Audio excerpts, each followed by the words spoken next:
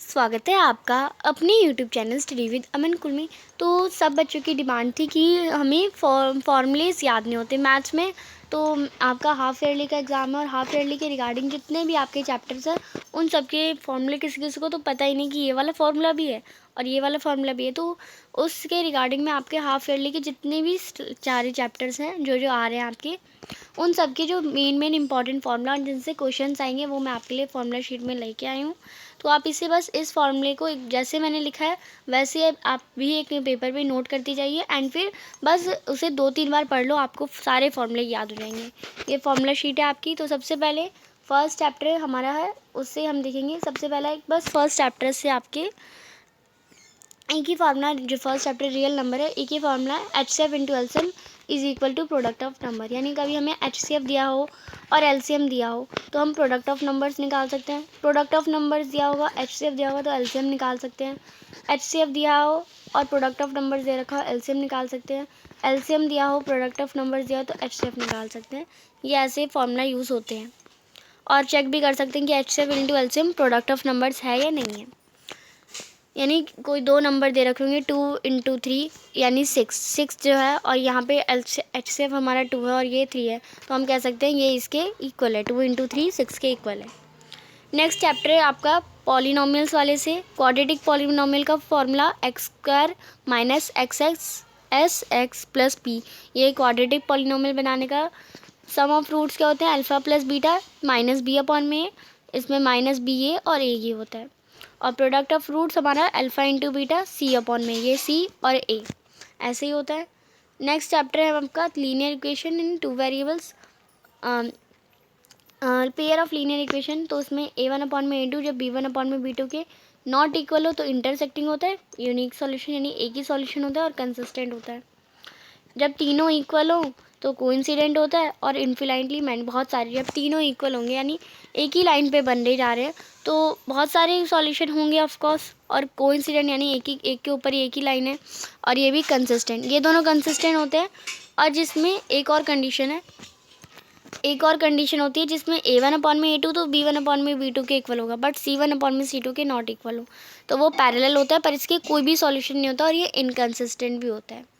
Next है chapter 7। क्योंकि chapter 6 में कोई फॉर्मूला नहीं है, थ्योरम है, आपको थ्योरम याद करनी है, बीपीटी थ्योरम पूरी याद करनी है। नेक्स्ट चैप्टर 7 में फॉर्मूला डिस्टेंस फार्मूला, जो कि बहुत इंपॉर्टेंट है, x2 माइनस x1 का होल स्क्वायर प्लस में y2 माइनस y1 का होल स्क्वायर। बस ऐसे याद करना है, under root x2 minus x1 का होल स्क्वायर प्लस में y2 माइनस y1 का होल स्क्वायर अंडर रूट, ये हमारा डिस्टेंस फार्मूला है। नेक्स्ट है सेक्शन फार्मूला। तो सेक्शन फार्मूला को याद करने के लिए या तो फिर आप अलग अलग भी याद कर सकते हैं, x और y। तो इसे आपके याद करेंगे, x के लिए mx2 प्लस nx1 अपॉन में m प्लस n, और y के लिए my2 प्लस my1 और m1। तो आप देखिए m और n प्लस में है ऊपर भी और नीचे भी, तो m प्लस n, बस x2 और x1 लगाना है। इसमें भी m और n है और m प्लस n है तो y2 और y1 लगाना है। तो प्लस का साइन तो ऊपर और नीचे दोनों है और m और n भी ऊपर है, बस आपको आगे x2 और पीछे x1, आगे y2 और आगे पीछे y1 लगाना है। इससे ये फार्मूला भी याद हो जाएगा। मिड पॉइंट फार्मूला बहुत ईजी है, x के लिए x1 प्लस x2 अपॉन में 2 और y के लिए y1 प्लस y2 अपॉन में 2, यही करना है। मिड पॉइंट आप समझ लीजिए किसी का आधा समझ लीजिए, आधे से याद कर लो मिड पॉइंट, यानी एक सर्कल बोल रखा है तो मिड पॉइंट ये इसका आधा ही होगा, तो ये इसे 2 से डिवाइड करते हैं। बट सेक्शन में m प्लस n वाला ये याद रखना है। किसी पॉइंट के ऑरिजिन से हमें निकालना है तो x² प्लस y², ये स्टैंडर्ड के लिए इंपॉर्टेंट है, बाकी बेसिक में इतना इससे रिलेटेड क्वेश्चन नहीं आएंगे।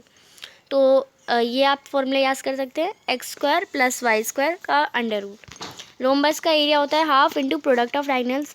जस्ट लाइक एक रोम्बस है तो इसका एक डायगनल, दो डायगनल, तो इन डायगनल का प्रोडक्ट, यानी अगर ये 3 सेंटीमीटर और ये 5 है तो 3 5 8, तो और इंटू हाफ, तो ये 2 1 2 और ये, तो ये क्या हो जाएगा, रोम्बस का एरिया हो जाएगा।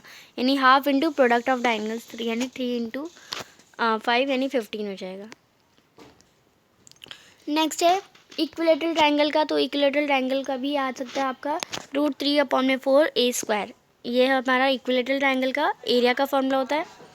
अगर ट्रायंगल इक्वल है तो आप, अगर आपको साइड नहीं पता या कुछ नहीं पता तो आप इस वाले फॉर्मूले से यूज़ करके आप कुछ इसका एरिया निकाल सकते हैं। नेक्स्ट है नेक्स्ट पाइथागोरस के लिए हम साइन कॉस टेन कैसे याद करते हैं? इसे याद करने के लिए पंडित बद्री प्रसाद हर हर बोले सोना चांदी तोले, ऐसे आपको याद रखना है। जस्ट लाइक पंडित बद्री प्रसाद हर हर बोले सोना चांदी तोले, पी से पंडित, पी से बद्री, पी से प्रसाद, एच से हर, फिर बोले सोना, एस से सोना, सी से चांदी, टी से तोले। ये हमारा आपको याद करना है। इसके बहुत तरीके याद करने के, या तो आप इससे याद कर सकते हैं या पाकिस्तान हरा भरा, या तो आप ऐसे याद कर सकते हैं पाकिस्तान भूखा प्यासा हिंदुस्तान हरा भरा, या फिर आप बहुत सारे तरीके होते हैं, सब अपना अलग होता है कि पापा बीड़ी पी लो, हाँ हाँ बेटा, तो ऐसे बहुत सारे तरीके हैं। बट इसमें SCT भी आ जाता है, इसलिए ज़्यादातर लोग यही प्रेफर करते हैं। तो आप याद करने के लिए पंडित बद्री प्रसाद हर हर बोले सोना चांदी तोले, इससे याद कर सकते हैं।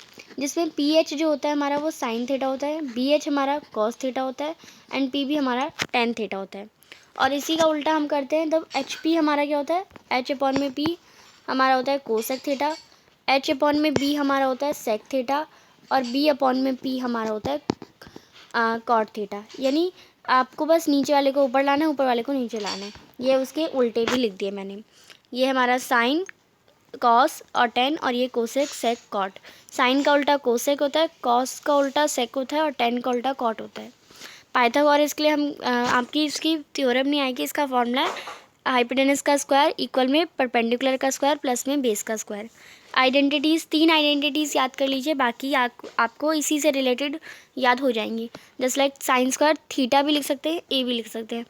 अगर कोई भी एंगल नहीं दिया हो तो थीटा ही लिखेंगे। साइन स्क्वायर थीटा प्लस में cos square theta is equal to 1। इसे हम आप ऐसे भी लिख सकते हैं कि कॉस स्क्वायर थीटा इक्वल में, यहाँ पे प्लस में इधर आके माइनस में जाएगा, तो sine cos square theta is equal to 1 minus sine square theta. तो ये आपको आगे पीछे इधर उधर करके और सारी आइडेंटिटीज़ इससे रिलेटेड बन जाएंगी। नेक्स्ट है sec square theta is equal to 1 plus tan square theta. अब हम इसे इधर ले जाके sec square minus tan square theta is equal to 1 भी कर सकते हैं। Cosec square theta is equal to 1 plus cot square theta. तो कॉट स्क्वायर थीटा इधर आके माइनस को जाएगा, तो cosec square minus cot square theta भी 1 के इक्वल हो जाएगा। अब ट्रिग्नोमेट्रिक रेशोज़ याद करने का क्या तरीका है? तो आपको ट्रिग्नोमेट्रिक रेशोज़ 3 याद हो जाएंगे ना, तो बाकी 3 आपको खुद ही याद है।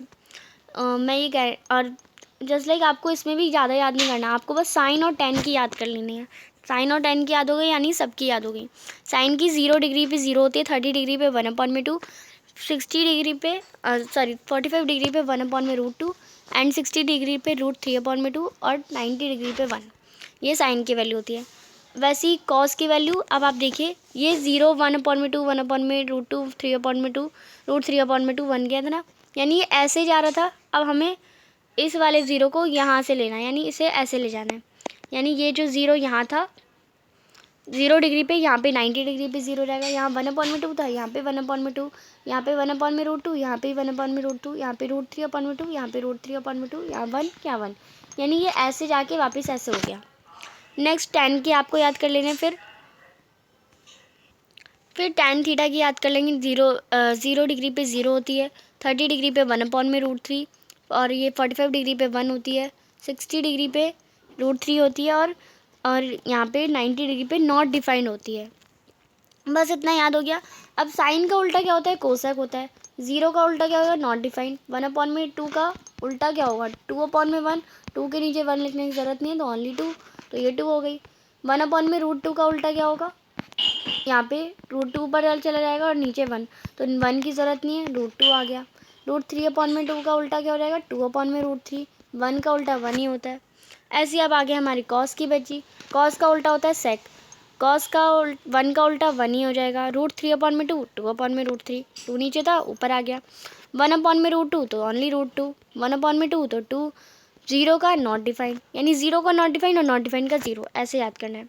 फिर 10 का 0 है, तो 0 का नॉट डिफाइंड होता है। 1/√3, तो इसका उल्टा 1/√3 है, तो √3 ऊपर चला जाएगा और नीचे 1। 1 की वैल्यू नहीं होती इतनी नीचे वाली, तो हम ओनली √3। 1 का उल्टा 1, √3 का उल्टा क्या हो जाएगा? अब जस्ट लाइक √3 दे रखा है, √3/1 होगा, तो इसका उल्टा क्या हो जाएगा? 1/√3 ऑफकोर्स।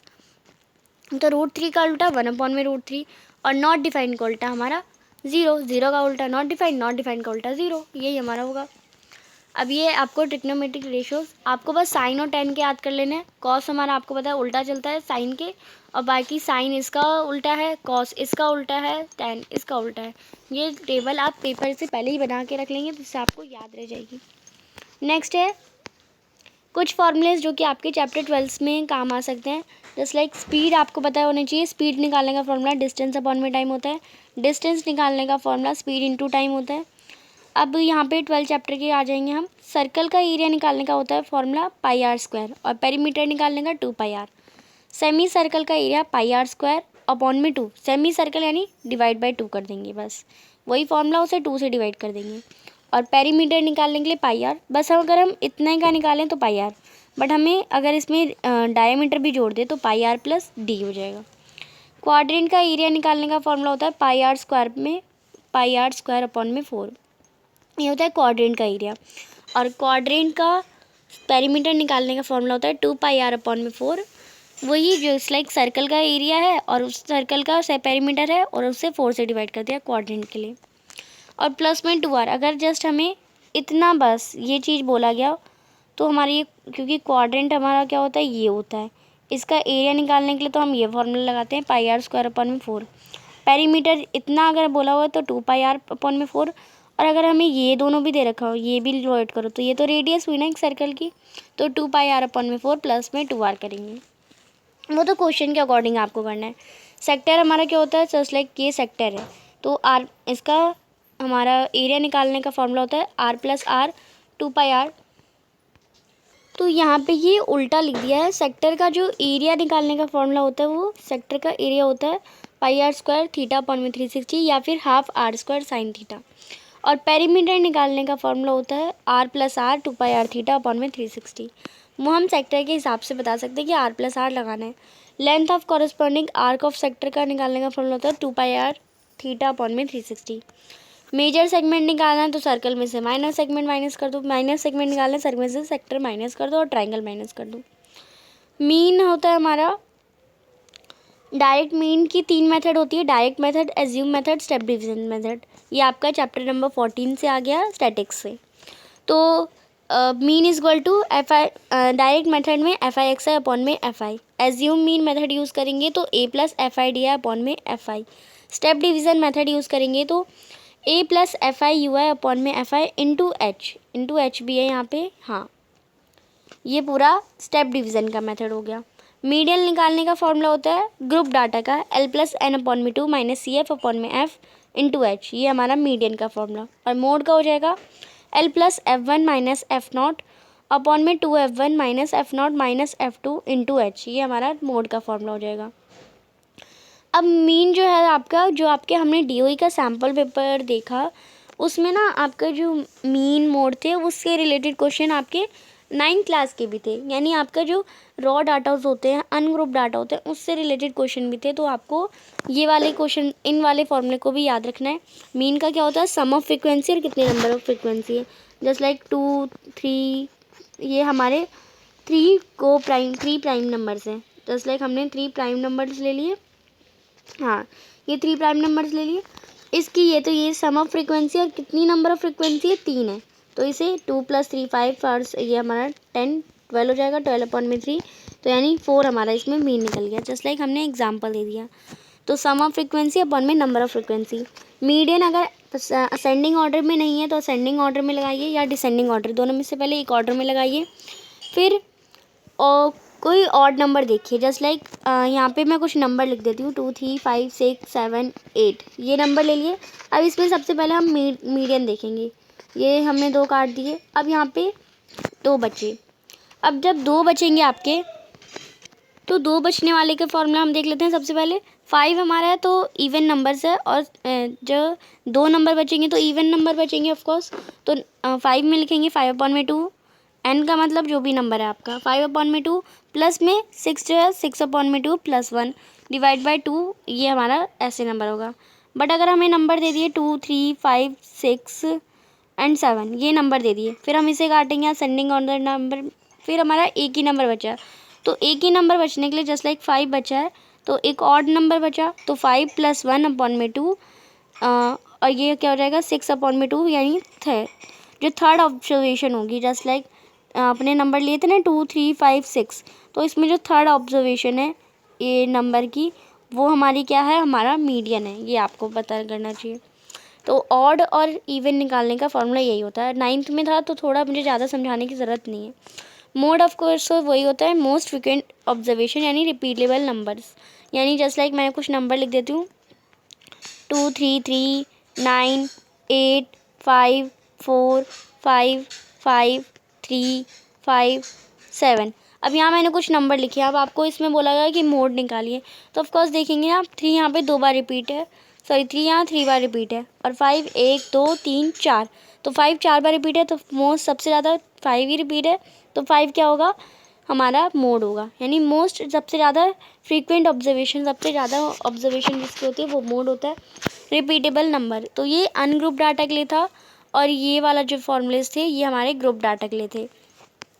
तो यही फार्मूला से, ज़्यादा फार्मूला थे नहीं। आई होप आपको ये समझ आ गए होंगे सारे। इसको अभी से बैठ के एक शीट में लिखिए, वीडियो को से पीछे देख के सारे फार्मूले एक एक करके लिखिए, समझिए और उसे जल्दी से याद कर लीजिए, जिसमें आपको कोई पेपर में, क्वेश्चन पेपर में कोई गलती ना कर पाए।